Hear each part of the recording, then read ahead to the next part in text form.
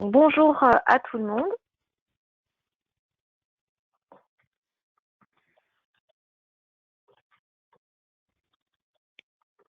Alors, bienvenue dans ce webinaire Socol. Merci de vous connecter. J'espère que tout le monde est en forme.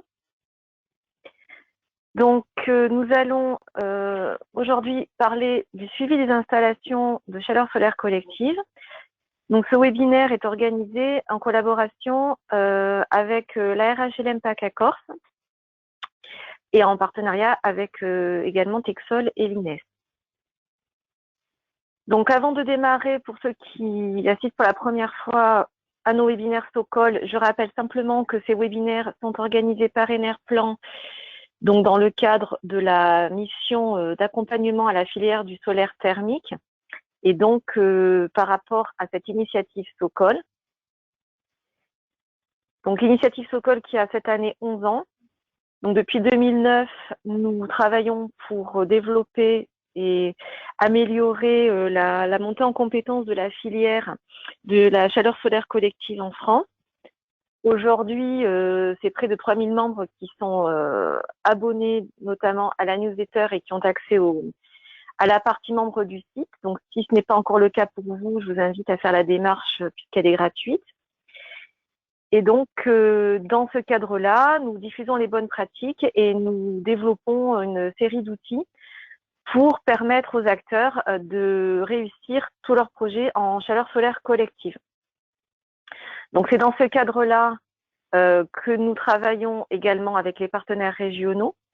Et donc, depuis l'année dernière, nous avons développé des actions avec la RHLM de PACA Corse, avec une première journée en octobre dernier qui a permis de réunir des bailleurs sociaux et également de soulever quelques questions et la demande en fait aussi de certaines personnes d'approfondir des questions plus spécifiques. Donc, qui avaient été identifiées notamment sur le bouclage, la mise en service dynamique et le suivi. Et c'est dans ce contexte que nous avions organisé avec la RHLM 3 webinaires. Donc, aujourd'hui, c'est le dernier. Le premier fin janvier était sur le bouclage. Il y a 2 semaines sur la mise en service dynamique et aujourd'hui, donc, sur le suivi. Donc, cette série de webinaires, elle est organisée avec la RHLM PACA Corse, mais elle est ouverte à tous les acteurs du solaire thermique, donc adhérents Enerplan et membres Socol. Donc, on a choisi aujourd'hui de se focaliser de manière spécifique sur le suivi, puisque c'est quelque chose que l'on répète de façon assez incessante depuis des années au niveau de Socol, c'est-à-dire qu'on ne peut pas avoir d'installation de chaleur solaire collective durable et fiable sur la durée sans un suivi adapté.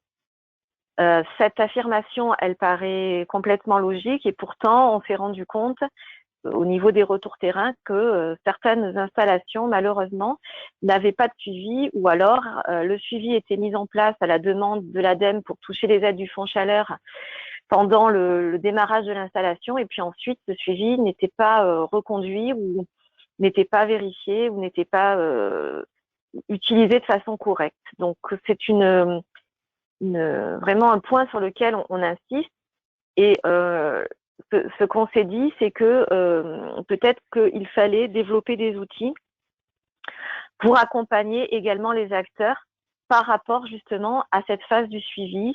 Comment choisir le bon niveau de suivi, comment choisir les bons acteurs, comment bien définir quels étaient justement les éléments importants pour réussir un suivi et puis choisir un suivi qui corresponde à ses objectifs et puis aussi à son installation.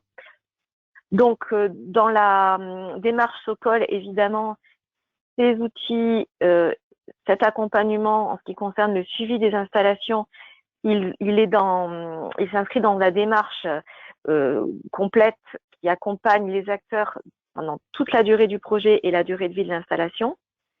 Donc, ces outils, on les retrouve évidemment sur le site Socol, en accès libre et gratuit et à toutes les étapes de l'installation. Donc, on a vu la dernière fois, pour ceux qui étaient présents, que la démarche qualité, après tout ce qui était choisir les bons acteurs, avoir une bonne conception, et donc avoir une mise en œuvre correcte, c'était évidemment de regrouper l'ensemble des acteurs de ce projet et d'en constituer une équipe qui permette de se regrouper autour de la mise en service dynamique. Et donc, cette mise en service dynamique, elle débute dès qu'il y a un puisage d'eau chaude sanitaire suffisant, et c'est là également où on va démarrer un suivi. Donc, on ne peut pas évidemment effectuer dans un premier temps cette mise en service dynamique sans le suivi, puisque ce suivi, il va se faire déjà dans un premier temps sur cette phase de mise en service dynamique indispensable, et il va permettre également de monitorer et de s'assurer que l'installation fonctionne correctement, et bien entendu aussi de mettre à jour la documentation qui s'y réfère. Donc, ça veut dire quoi à cette première étape de la vie de l'ouvrage, qui est la mise en service dynamique? Ça veut dire mesurer la performance réelle. Donc, on va intégrer les données météo, on va recalculer évidemment tout ce qui est demandé dans cette mise en service dynamique. Donc, je reviendrai pas là-dessus parce que ça a été vraiment abordé en détail lors du webinaire précédent. Mais l'idée, c'est qu'on va livrer une installation qui tient ses promesses. Et donc, une fois que cela est fait, bien entendu, la maintenance va démarrer, mais c'est pas là qu'on arrête le suivi. L'installation, elle continue sa vie, bien entendu, et là aussi, le suivi, il va avoir plusieurs objectifs.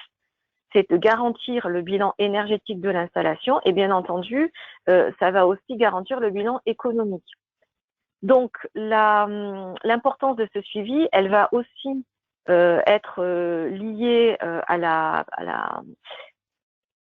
au côté financier, hein, puisque on a déjà exprimé plusieurs fois l'idée que ce suivi et le fait d'avoir un suivi adapté, c'est aussi le fait d'avoir une maintenance adaptée, et c'est aussi un équilibre financier à trouver. Donc, il n'est pas question, parce qu'on a besoin d'un suivi, de surdimensionner le suivi et d'avoir un suivi trop onéreux qui ne correspondrait pas finalement à ce qui est nécessaire à minima par ce que souhaite le maître d'ouvrage et ce que l'installation demande, et donc d'avoir finalement un coût de suivi qui va grignoter un petit peu les gains solaires.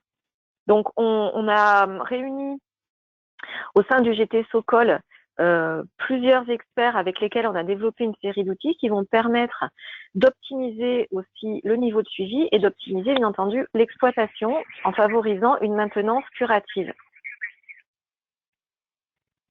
Donc les outils dont je vais parler tout à l'heure, vous allez les retrouver. J'ai un écho. Vous allez les retrouver sur le site Sokol. Donc comme je le disais, en accès libre et gratuit, et donc vous cliquez sur le petit bouton suivi et maintenance sur la première page, et vous allez obtenir une liste d'outils, et donc je vais vous en présenter quelques-uns dans ce webinaire, mais n'hésitez pas ensuite à aller sur la page Sokol. Donc la première chose qui est évidemment cruciale, c'est de choisir le bon niveau de suivi. Toutes les installations n'ont pas forcément besoin d'un suivi similaire, et le maître d'ouvrage n'a pas forcément envie d'accéder au même niveau de suivi que son voisin. Donc la première chose qu'on a essayé de bien expliquer, c'est d'aiguiller évidemment le maître d'ouvrage, le bureau d'études et les acteurs sur le bon niveau de suivi adapté à l'installation. Donc, on a développé donc une fiche pédagogique. Dans cette fiche pédagogique, on a dans un premier temps répertorié les différents niveaux de suivi et les différentes offres.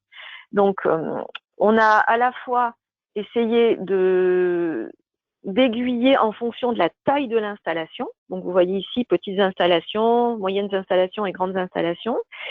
Et ensuite, en fonction de ça également, les objectifs du maître d'ouvrage qui souhaite avoir plus ou moins d'informations par rapport à la performance de son installation.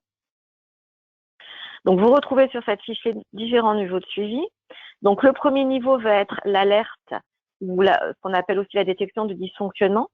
Donc ça, c'est l'option vraiment à minima qui va être plutôt destinée aux petites ou moyennes installations. va permettre de détecter le non-fonctionnement et d'alerter en cas de dysfonctionnement. Donc ici, on n'a pas de notion vraiment de mesure de la performance de l'installation. Par contre, ce niveau d'alerte, évidemment, va être à un coût qui va être beaucoup plus bas que les autres options. Et ça va permettre d'intervenir dès que la panne est détectée, avec une alarme qui soit sur place, soit à distance. Et la formation, évidemment, n'est disponible et communiquée au maître d'ouvrage ou à la personne qui suit l'installation qu'en cas de problème. Ensuite, le niveau supérieur, ça va être le suivi simplifié qui va être plutôt destiné aux petits moyens collectifs et qui va permettre, en plus du niveau à minima, d'obtenir un premier bilan énergétique de l'installation. Et donc, ça va donner une mesure aussi du fonctionnement de l'installation. Donc ça va permettre d'agir un petit peu plus tôt, c'est-à-dire qu'avant que l'installation tombe en arrêt, on va avoir une première indication qui va nous donner une image qui va peut-être nous alerter sur une dégradation de la performance. Et donc, ça va permettre d'agir un peu plus tôt et d'envoyer sur place une personne ou une équipe pour vérifier pour quelles raisons la performance s'est dégradée. Donc là aussi, ça peut se faire sur place ou à distance. Et là, le pas de temps est mensuel au niveau de l'affichage ou de la communication des résultats. Donc, on va être sur un niveau de coût un peu plus élevé. Et ensuite, le suivi détaillé, donc là, qui est plutôt réservé à un grand collectif, il va permettre d'obtenir un bilan énergétique complet et d'affiner la mise au point éventuellement, donc de permettre à la maintenance aussi d'aller chercher une performance supérieure et également d'intervenir beaucoup plus rapidement dès que la performance diminue ou qu'on a un signal qui nous alerte. Et là, par contre, le pas de temps est quotidien. Donc là, bien sûr, on va être sur un coût un petit peu plus élevé. Donc, une fois qu'on a déterminé quel niveau de suivi va être le bon niveau de suivi approprié pour son installation, on va avoir sur le site Sokol un catalogue qui va nous permettre de choisir le matériel et l'offre de service. Donc, le travail qui a été fait ici par Sokol, c'est de répertorier sur le marché français quels étaient par niveau de suivi, donc l'alerte, le suivi simplifié et le suivi détaillé, les offres qui étaient disponibles au niveau du matériel et également au niveau des sociétés de services. Et donc, vous trouverez sur le site Sokol à chaque fois des indications, donc en fonction du niveau de suivi que vous avez choisi, quels sont les objectifs. On a également mis des indications qui correspondent au schéma Sokol qui vont pouvoir s'y reporter. Et vous allez avoir des marques de matériel et des marques des indications sur les entreprises éventuellement si vous choisissez de sous-traiter le service. Et le troisième volet de ces travaux Sokol qui ont été réalisés voici de 3 ans, ça a été aussi de rédiger un cahier des charges. Donc une fois qu'on avait permis de choisir dans les 3 fonctions et qu'on avait indiqué quels étaient les acteurs et les marques de matériel qui correspondaient à chaque niveau de suivi, on a également défini comment rédiger le cahier des charges pour pouvoir définir les 3 fonctions. Donc, vous avez pour chaque niveau, donc que ce soit l'alerte, le suivi simplifié ou le suivi détaillé, des éléments qui vous permettent de rédiger un cahier des charges en fonction de ce niveau de suivi. Donc, ces outils également sont en téléchargement sur le site Sokol. Donc voilà, on a cherché à avoir vraiment un accompagnement complet. Et dans un premier temps, préalablement, Sokol avait aussi travaillé sur des tableaux de bord qui sont un peu plus anciens, mais qui sont toujours disponibles sur le site. Donc, vous pouvez aussi avoir accès. Il y a des tableaux de bord de suivi simplifié.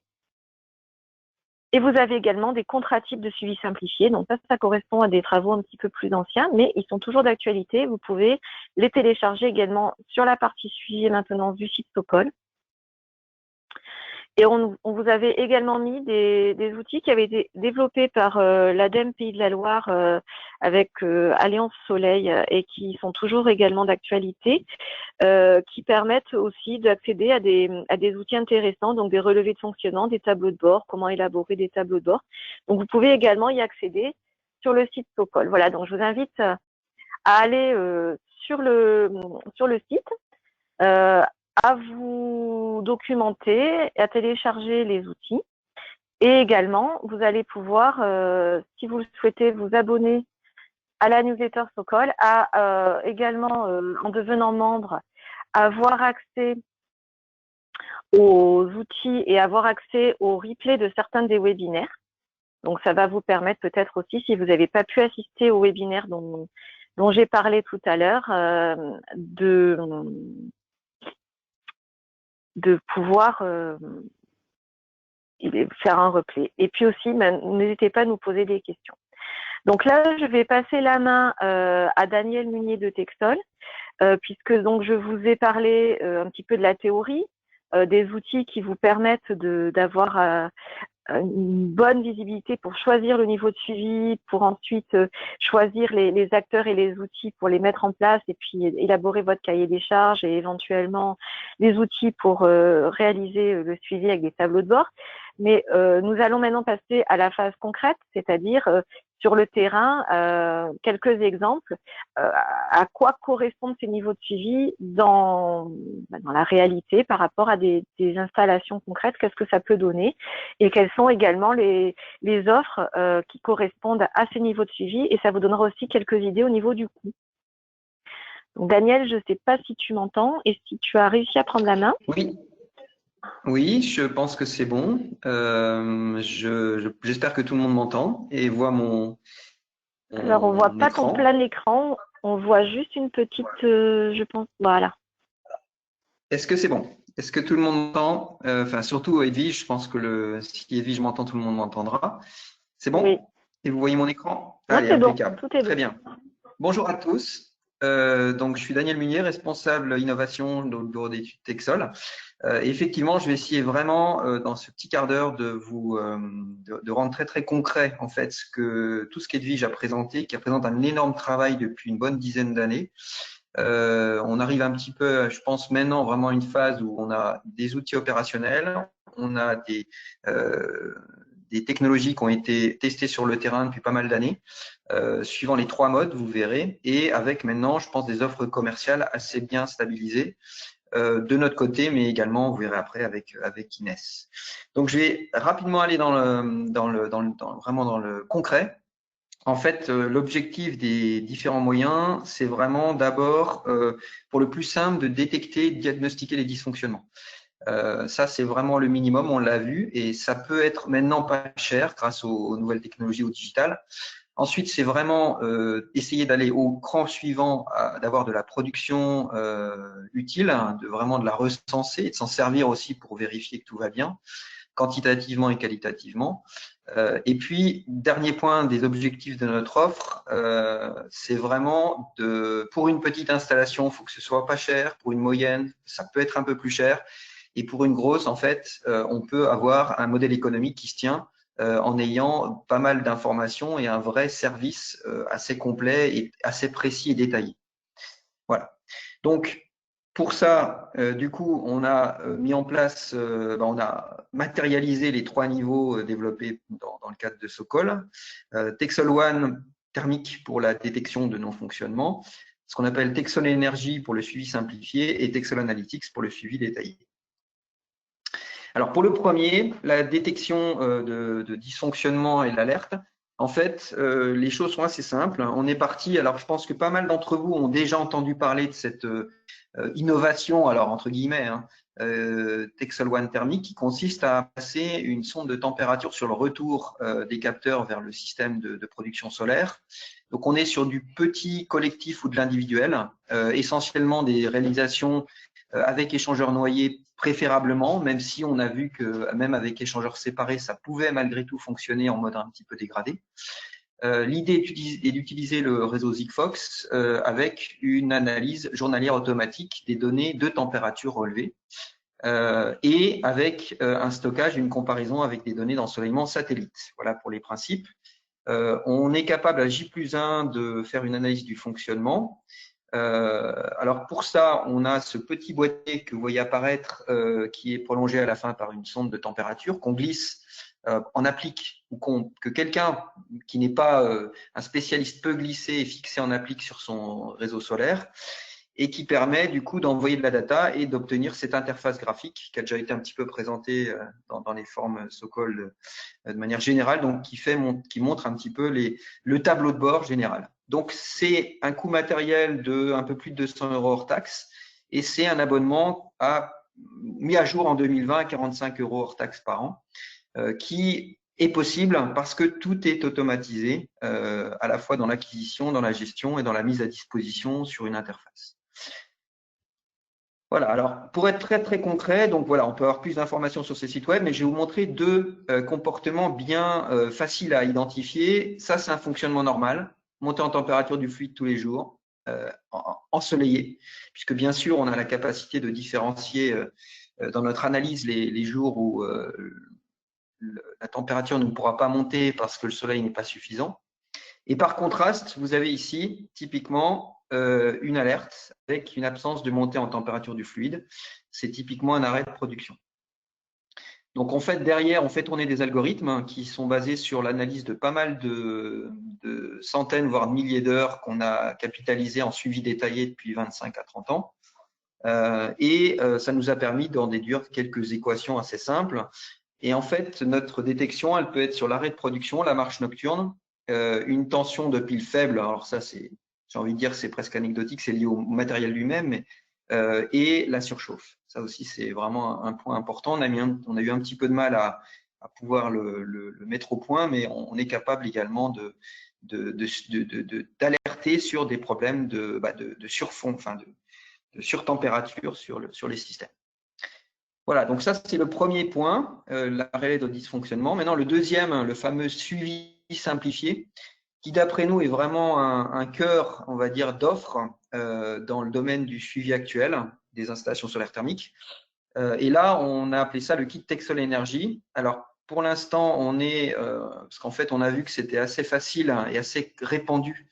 On fait ça avec un compteur e-tron CFECO2, auquel on ajoute une carte de communication et de manière automatique via GPRS, en fait, le réseau GPRS, en fait, on est capable d'envoyer les données. Alors, ce compteur, bien sûr, vous voyez sur ce petit graphe, petit schéma, se positionne en fait dans l'entrée, dans la partie sanitaire du système, avec à la fois le compteur en entrée eau froide, une sonde eau froide liée à ce compteur et une sonde déportée en sortie du ballon solaire.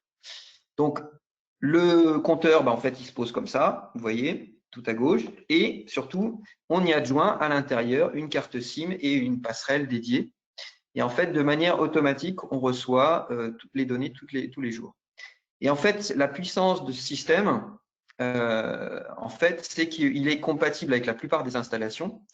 On est capable de faire un rapport mensuel de consommation et de production utile, donc voilà, par rapport aux exigences ADEME et compagnie.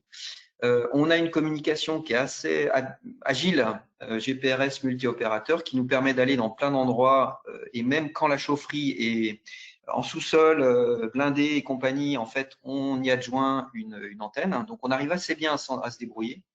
Pour nous, le pire étant, et c'est une petite anecdote, c'est une sous-station vraiment très éloignée puisqu'en fait, elle n'a pas d'accès obligatoire vers l'extérieur. On a eu des rares cas où là, on a des difficultés de le poser. Donc, c'est un coût matériel, vous voyez, qui est entre 300 et 600-700 € hors taxe, auquel on ajoute la main-d'œuvre. Donc, ce n'est pas neutre en termes de coût de pose, enfin de système, puisqu'en fait, on va mettre un compteur d'énergie. Donc, c'est un petit peu la sensibilité de la chose.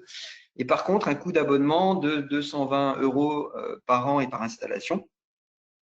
Et ça, c'est assez intéressant parce qu'on a aussi, bien sûr, avec ce dispositif, au-delà des bilans d'énergie, la capacité à quelques jours de détecter en fait un dysfonctionnement significatif, tout simplement en confrontant consommation, production et ensoleillement.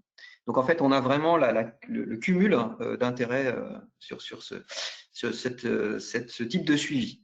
Alors, bien entendu, je voulais être vraiment concret, je vous l'avais promis, hein, on a typiquement là une installation, un EHPAD dans le sud de la France, à côté de Perpignan, sur lequel, donc échangeur noyé, 30 mètres carrés, 1500 litres à point gaz. C'est de l'eau technique, ça ne nous empêche pas de faire bien sûr le suivi sur de l'eau technique. En fait, on est capable, vous voyez, de faire un bilan assez global. Et ça nous a permis, notamment sur cette installation, je reviens en arrière, de assez rapidement observer et essayer de chercher pourquoi, en fait, il y a une sous-consommation. Il y avait une sous-consommation, notamment cet été, d'eau en été. Et en fait, on s'est aperçu, grâce à ce dispositif, en analysant finement, puisqu'on peut un petit peu réduire en pilotant comme une téléphone, via cette carte SIM, les pas de temps de scrutation du fonctionnement du système d'acquisition. On a pu s'apercevoir qu'il y avait un problème en fait de retour du bouclage et d'entrée d'eau froide sur le retour de bouclage, sur le mitigeur de distribution. Un coût assez classique, hein, mais qui faisait que la consommation passant par le solaire était beaucoup plus faible en été. Voilà, donc c'est des choses qui sont vraiment intéressantes parce que on a une granulométrie variable qui nous permet de vraiment aller dans le détail des choses. On va terminer pour justement être concis sur le suivi détaillé. Alors lui, c'est une approche qui est assez traditionnelle chez Texol avec notre télésuivi depuis des années, qu'on faisait avec le TISI, qu'on faisait avec des appareils même encore antérieurement. C'est sur une installation instrumentée avec sonde de température, compteur régulateur. Et en fait, notre service, c'est de faire une relève des données via le réseau 4G. Donc, typiquement, et c'est vraiment le principal angle de notre offre, c'est de s'appuyer sur les automates Resol et la suite qu'il y a autour pour pouvoir récupérer toutes ces données et de faire des bilans de performance et des comparaisons avec la production attendue, donc via Solo 2018, et donc de profiter un maximum de ce qu'il y a sur site. Donc, on a fait toute une série d'audits dans toute la France. Et on s'aperçoit que très souvent, on a des automates Resol qui sont laissés à l'abandon, malgré souvent pas mal de suivi derrière, c'est-à-dire de métrologie installée. Et donc, c'est un petit peu l'objectif de faire cette approche avec. Donc, on est sur des coûts qui sont notablement plus élevés, puisque là, on a vraiment des données à 10 minutes. On est capable de faire remonter vraiment du diagnostic avec une granulométrie très, très, très faible, enfin très, très élevée plutôt, excusez-moi, à l'inverse, à la fois sur des températures, des débits, des mesures. Voilà. On a bien sûr la capacité de mutualiser sur un parc d'installation. Et là, vous avez typiquement un exemple dans la région Aura, Saint-Chamond, avec une installation de 60 mètres carrés sur lequel, en fait, on a ce type de suivi. Vous voyez des résultats sur 2019, 3000 litres gaz naturel, vraiment une installation très, très classique, taille moyenne, je dirais, des installations collectives en France, sur lequel, en fait, on est capable de faire un bilan global et où ici, on a pu montrer qu'on était à plus de 120% de la production garantie, avec une productivité de 520 kWh par mètre carré par an.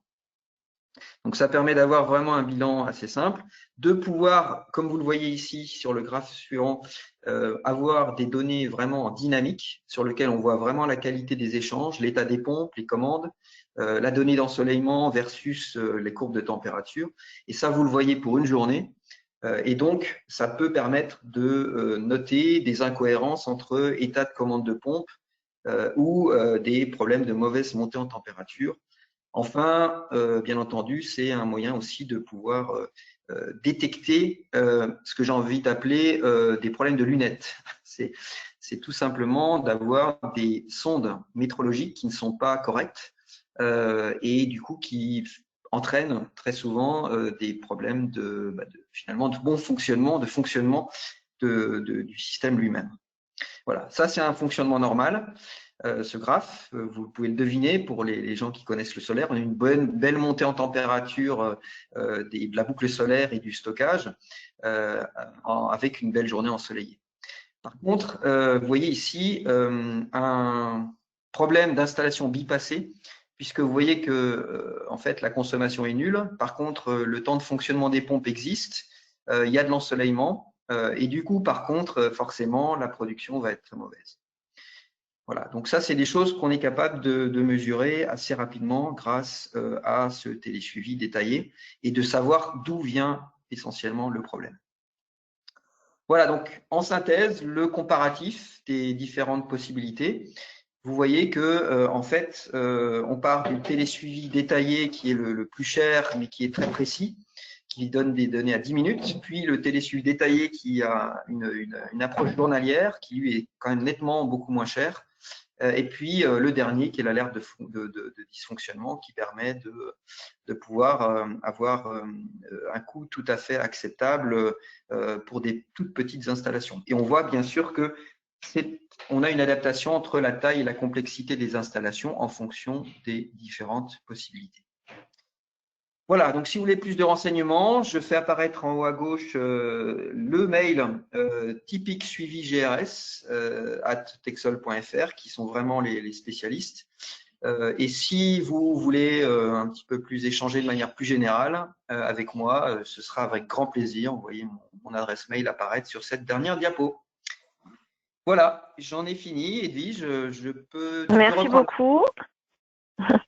Merci beaucoup, Daniel. Donc, pour cette partie un peu plus concrète par rapport à ces niveaux de suivi. Alors, je vais passer la main à Guillaume Pradier de l'INES pour la suite, mais sachez que donc ensuite, à la fin, vous aurez la possibilité de poser les questions concernant les trois présentations que vous avez vues.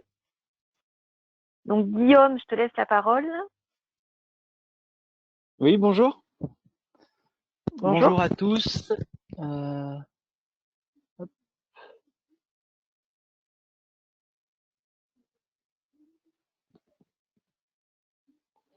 Voilà, Guillaume Pradier, donc de l'INES. Dans ce troisième tiers du webinaire, du coup, ce qu'on vous propose, c'est de balayer rapidement les différentes facettes, cette fois-ci, de la pertinence économique, et puis de comprendre, du coup, pourquoi le suivi dans la durée joue un rôle primordial pour au moins deux de ces facettes. Du coup, je vous présenterai en même temps notre dispositif de suivi TéléSuiWeb. Alors, juste en deux mots, l'INES, Institut national de l'énergie solaire, c'est 400 personnes, mais ce n'est pas une entité juridique unique, hein, c'est un regroupement de plusieurs structures. Et l'Institut est organisé en une plateforme recherche et développement qui constitue le gros des salariés, qui est porté par le CEA, l'Université de Savoie, qui mène des recherches appliquées sur le photovoltaïque, solaire thermique et puis plus globalement performance énergétique du bâtiment. Et puis en parallèle, la plateforme formation-évaluation, et qui, elle, est composée d'une trentaine de salariés dont je fais partie, et comme son nom l'indique, qui assure des missions de formation à l'attention des différents acteurs des filières sur ces trois mêmes thématiques, du suivi, de l'accompagnement des filières à travers l'expertise, et puis du rayonnement, donc des différents événements qui sont organisés tout au long de l'année. Alors voilà, qu'est-ce qui est important pour qu'une installation solaire collective de production d'eau chaude ait un bilan économique notamment qui soit intéressant? Le premier point qu'on voit ici, c'est la pertinence de l'installation, c'est-à-dire tout simplement le fait qu'il y ait des besoins en eau chaude sanitaire qui soient suffisants, évidemment, hein, qui soient bien répartis sur l'année. Le fait également qu'il y ait possibilité d'installer les capteurs solaires, le local technique et les liaisons entre les deux sans trop de difficultés. Le deuxième point qu'on peut citer, c'est il faut que les acteurs techniques, donc bureaux d'études, installateurs, proposent une prestation de qualité à un prix qui soit raisonnable et que les subventions soient les plus intéressantes possibles. Donc c'est un prix d'investissement qui soit optimisé par rapport à la qualité de l'installation qu'on retrouve.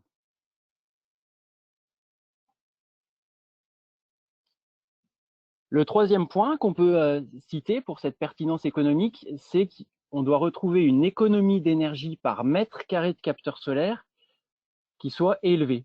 Alors pourquoi par mètre carré de capteur solaire? Tout simplement parce que, grosso modo, l'investissement de l'installation est proportionnel à la surface de capteur installée. Alors après, bien sûr, dans les grandes surfaces de capteurs, on se met à retrouver des économies d'échelle et donc la proportionnalité est plus tout à fait exacte, mais l'ordre de grandeur, il est là. Et donc, pour que l'installation soit rentable, il faut que chaque mètre carré de capteur économise suffisamment d'énergie. Et pour ça, il y a deux composantes. La première, c'est qu'on doit avoir un bon dimensionnement de l'installation. Et pour ça, comme vous le savez tous, l'ensemble de la filière insiste dessus depuis longtemps, les besoins en eau chaude doivent être estimés, doivent être définis le plus précisément possible, que ce soit avec de la mesure pour des installations existantes ou que ce soit avec des ratios les plus adaptés, les plus précis possibles pour des installations neuves ou pour de l'existant où on n'a pas de mesure disponible. Ça permet d'avoir un dimensionnement correct, mais ce n'est pas suffisant. Il faut bien sûr que dans la durée, on se retrouve avec un bon fonctionnement et c'est là que le suivi intervient pour la première facette sur laquelle le suivi est indispensable. Et donc voilà comment fonctionne notre dispositif TeleSuweb qui nous permet de suivre à peu près 400 installations depuis une douzaine d'années. On cherche à mesurer, c'est pas propre au TeleSuweb, tous les suivis de qualité se basent sur l'énergie solaire utile lorsque c'est possible de la mesurer. Donc en cas d'appoint séparé, vous voyez tout à gauche, là on a les capteurs solaires ici, avec l'échangeur à plaques externe. Et donc, l'énergie solaire utile se mesure avec un débitmètre, entrée stockage solaire sur l'eau sanitaire, 2 sondes de température, froide et chaude sur l'eau sanitaire, puis un calculateur qui récupère ces informations. C'est la grandeur de référence parce que c'est l'énergie solaire qui est réellement valorisée. Mais lorsqu'on se retrouve, par exemple, en cas d'appoint intégré au ballon solaire, on n'y a pas accès et on est obligé de se rabattre à ce moment-là sur la mesure de la charge solaire.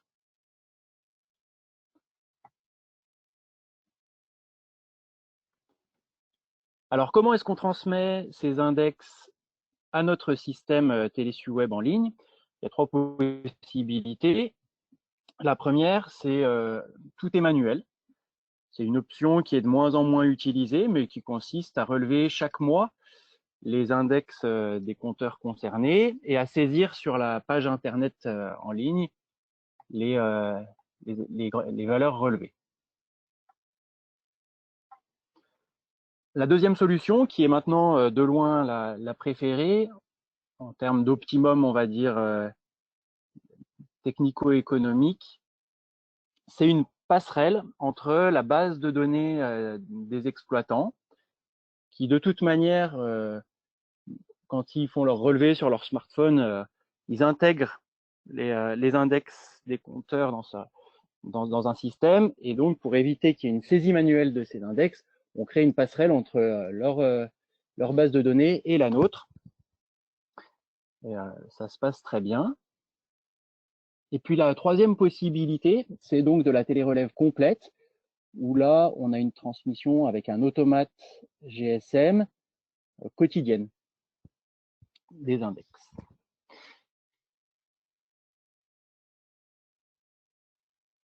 Alors au niveau des résultats, on retrouve ce type de graphe.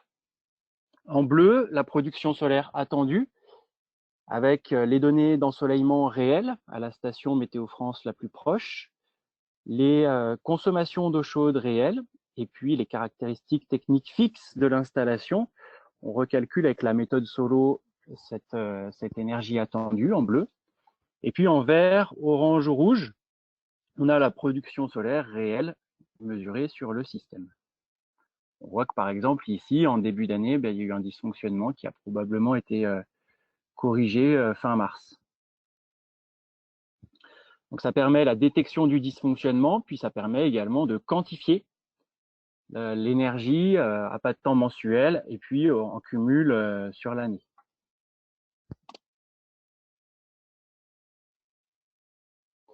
Pour les utilisateurs qui disposent de plusieurs systèmes dans le dispositif, on a un tableau de bord de ce type-là qui permet d'avoir une vue d'ensemble sur le parc suivi et puis sur les installations qui dysfonctionnent. C'est un tableau de bord qui est envoyé par mail une fois par mois, conjointement au maître d'ouvrage et à l'exploitant, ce qui sert de base de discussion entre ces deux acteurs, et puis qui est évidemment accessible en ligne à tout moment, avec la possibilité, vous voyez à droite, de ensuite aller consulter les résultats détaillés ou les index de chacune des installations. Le coût de ce suivi, c'est 100 € hors taxe par an et par installation. Lorsqu'on est en relevé manuel ou avec cette fameuse passerelle exploitant, en télérelève, c'est grosso modo le double.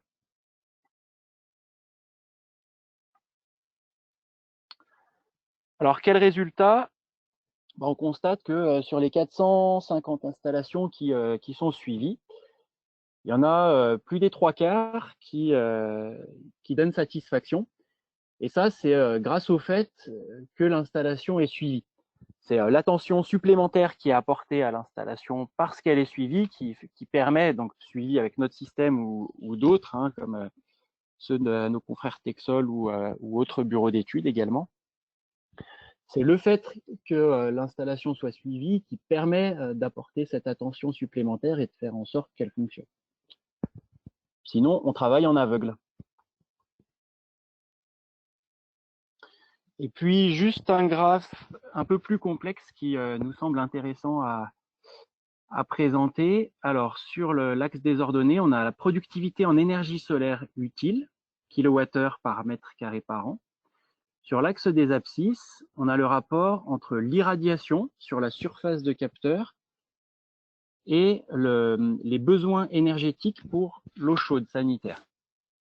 Donc, du coup, ce ratio irradiation-surcharge, c'est un bon reflet du dimensionnement de l'installation. On a quelques points qui sont représentés ici avec un code couleur qui correspond à la qualité de fonctionnement de l'installation. Donc, ce qu'on appelle le ratio de performance, c'est le rapport entre la production solaire réelle mesurée puis la production solaire attendue.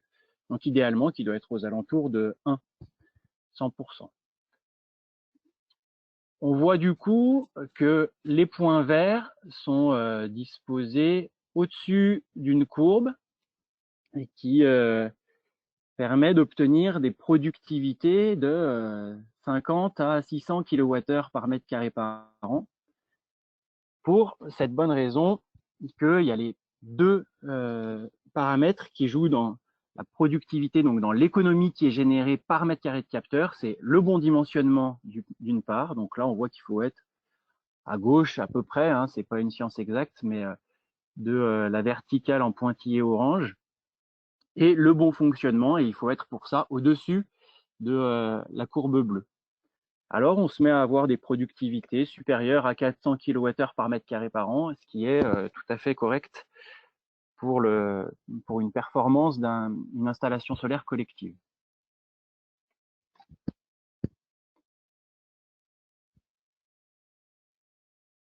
Et puis, dernier point, dans la pertinence économique d'une installation solaire de production d'eau chaude, c'est le coût de maintenance qui, de la même manière, doit rester cohérent avec l'économie qui est générée par l'installation. Et pour ça, il y a plusieurs facettes, évidemment. Il faut que les équipements qui permettent une exploitation aisée soient bien présents sur l'installation dès le départ, donc les vannes, les thermomètres, les débitmètres, etc. Il faut que le contrat de maintenance soit bien adapté. Et pour ça, je vous invite à aller voir, Edwige l'a cité tout à l'heure sur le site Sokol, une gamme de maintenance qui est proposée. Parce que c'est sûr que une installation qui économise 500 € par an et pour laquelle on a un contrat à 2000 €, c'est pas cohérent. Enfin, il faut que les exploitants soient bien formés. Et pour cela, il y a différents organismes Formation qui propose des cursus adaptés, dont l'INES. Et puis, Socol, avec Qualité ENR, vient de mettre en place une nouvelle formation pour les exploitants, Socol exploitant, en 3 jours, voilà, mais il en existe aussi en 1 jour ou 2 jours pour des remises à niveau plus modestes. Et surtout, pour que cette maintenance soit optimisée, il faut qu'il y ait un suivi parce que l'exploitant va alors pouvoir adapter ses interventions aux résultats du suivi. Tant que le suivi montre un fonctionnement correct, en gros, il n'aura rien à faire. Et puis, c'est uniquement lorsqu'il y a un dysfonctionnement qui est mis en évidence qu'il va pouvoir aller chercher la cause du souci et puis le résoudre.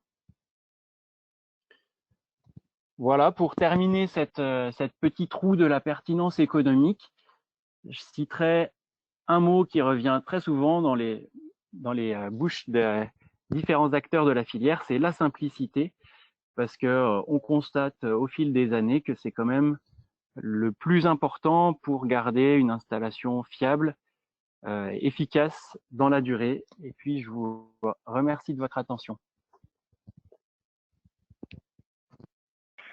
Merci beaucoup, Guillaume.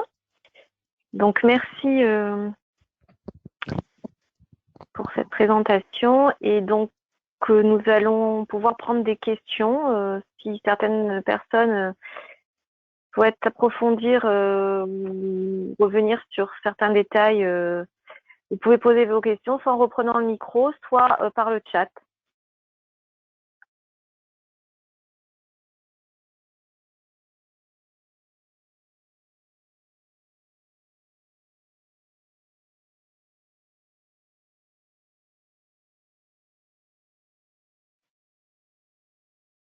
Alors, j'ai pas vu de questions dans le chat.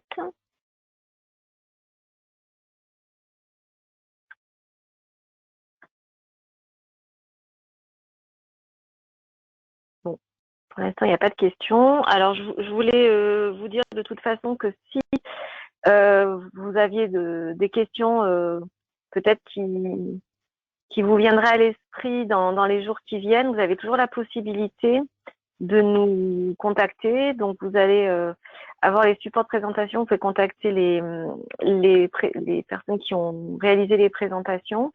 Ou vous pouvez également donc nous envoyer un mail ou envoyer un mail via le site Socol également. Voilà. Donc ensuite, comme je le disais aussi en début de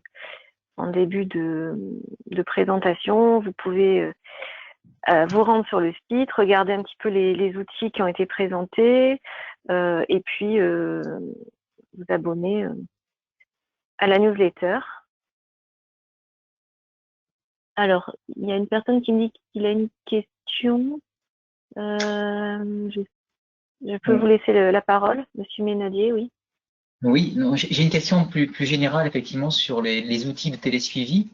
Moi, au cours de formation, j'ai eu l'occasion de voir des outils qui permettent de voir de façon imagée une installation où on voit donc les différents relevés de température, on voit le démarrage des pompes quand les delta T sont atteints, etc. Donc on voit tout le système qui se met en route et qui marche. Je trouve ça très très ludique pour des exploitants ou pour des gens qui surveillent les installations. Et je suis étonné qu'on n'en parle pas dans cette présentation. Bon, je ne sais pas si on a bien compris ce que je voulais dire. Moi, je pense à des outils comme Resolve, où on voit donc de façon imagée la représentation de chaque élément, donc les capteurs solaires, les capteurs de température, donc en haut des capteurs solaires, les capteurs de température donc en entrée de ballon, technique ou direct, et puis on voit quand est-ce que donc en fonction, et tout ça en instantané, donc en temps réel. On voit le démarrage des pompes, quand les températures donc sont suffisantes et atteintes, et après donc le préchauffage du ballon, etc. Tout ça, on voit aussi donc les consommateurs, les tirages d'eau. Tout ça, c'est très imagé. Moi, je trouve ça très ludique, et ça permet donc ou un exploitant ou un propriétaire d'installation de prendre, je dirais, bien en charge son installation, de la comprendre de façon assez ludique, et après de bien la surveiller. Alors là, aujourd'hui, ce qu'on a fait, c'est pas exhaustif. En fait, ce système-là, il figure bien dans le catalogue Sokol dont j'ai parlé tout à l'heure. Donc la solution Resol, elle est dans le catalogue. Le but d'aujourd'hui, c'était un petit peu de présenter les outils qui permettaient au niveau de Sokol de bien choisir son niveau de suivi et de donner des idées d'applications concrètes avec des résultats concrets et voilà, de passer en revue des offres qui sont des offres de services qui permettent de coller à ce niveau de suivi. Bien sûr, c'est pas du tout exhaustif et comme je le disais tout à l'heure, vous avez un catalogue complet qui essaye de refléter au maximum justement tout ce qui existe en matière soit de matériel, soit d'offres au niveau français. On essaye de le mettre à jour donc de façon assez régulière pour permettre d'inviter éventuellement d'autres acteurs à pouvoir s'intégrer dans ce catalogue, mais c'est jamais exhaustif parce que ça bouge et qu'on ne peut pas mettre à jour non plus tous les 6 mois, quoi. Voilà, mais effectivement, cette représentation, elle existe et elle est proposée dans le catalogue. Je ne sais pas si l'Inès ou Texol a quelque chose à rajouter. Guillaume de l'Inès, c'est sûr que c'est très intéressant de voir en direct les paramètres instantanés de température, de débit, de constater que le fonctionnement instantané est bon, mais ça remplace pas la nécessité de faire le bilan sur une période en cumulé plus longue, hein, pas de temps mensuel, annuel, etc. Donc l'un n'empêche pas l'autre, mais c'est un outil diagnostique qui peut être très intéressant. Et ce qui est dommage, c'est qu'il y a une bonne partie des installations qui sont équipées du data logger Resol, mais ce dernier n'est pas connecté au réseau parce que la ligne n'a pas été tirée, finalement la ligne téléphonique, ou alors elle a été tirée mais il n'y a pas d'abonnement qui a été pris, etc.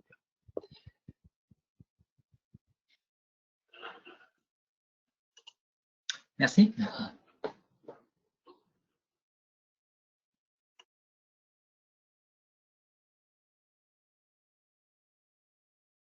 S'il y a d'autres questions.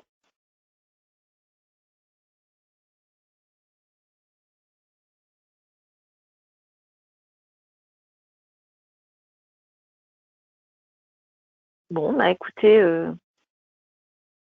merci à tous. Merci donc à Texol et à l'Inès pour leur contribution, leur présentation. Merci à tous les participants. N'hésitez pas à revenir vers nous. Et puis, bonne journée, bonne fin de semaine et portez-vous bien. À bientôt. Merci, à bientôt. Au revoir.